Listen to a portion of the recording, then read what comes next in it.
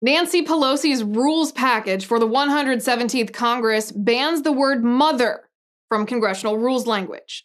I kid you not. The rules package also bans the words father, daughter, son, aunt, uncle, stepson, daughter-in-law, and all other gendered language. This is why, according to Pelosi's document, the new rules will, quote, modernize the use of pronouns, familial relationship terminology, and other references to gender in order to be inclusive of all members, delegates, resident commissioners, employees of the House, and their families, end quote. Instead of normal words like mother, father, son, daughter, aunt, uncle, sister-in-law, stepson, etc., Pelosi's new rules package would change the words to sibling-in-law and stepchild and parent's sibling.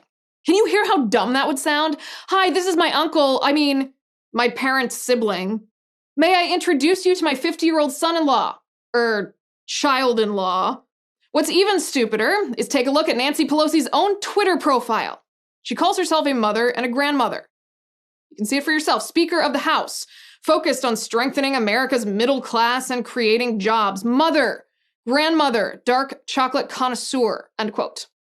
In other words, Pelosi doesn't even believe this garbage is inclusive herself. She is doing it for political reasons, and I will tell you why. There are 3 reasons the Democrats are trying to erase gender.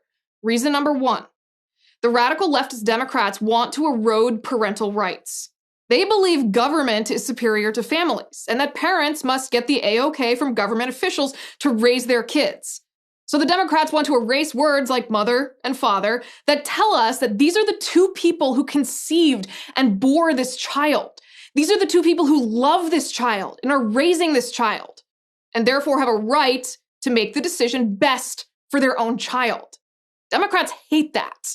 By the way, this, of course, is part of the larger leftist effort to make sure kids aren't indoctrinated with Christianity or conservatism, and that parents don't have the choice to take their kids to church, or to send their kids to private school, or homeschool their children. To make sure, instead, that kids are brainwashed in government-run public schools that are teaching critical race theory and transgenderism and revisionist anti-American, anti-white history. That's reason number 1. Reason number 2, the radical leftist Democrats want to break up the traditional nuclear family so that people are dependent on the government. Here's how it works.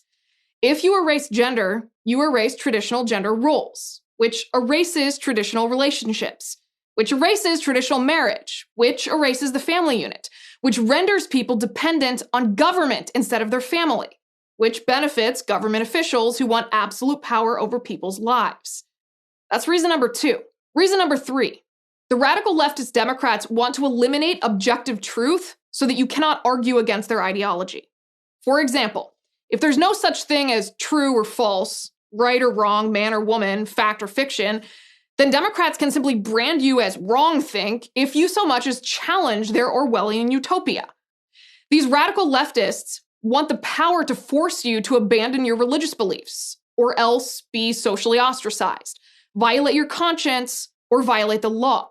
Legislatively coerce compliance with atheist, relativist, politically motivated religion versus the gospel of Jesus Christ. So go ahead, please, laugh at how stupid Nancy Pelosi is. She deserves it. But do not let this battle go.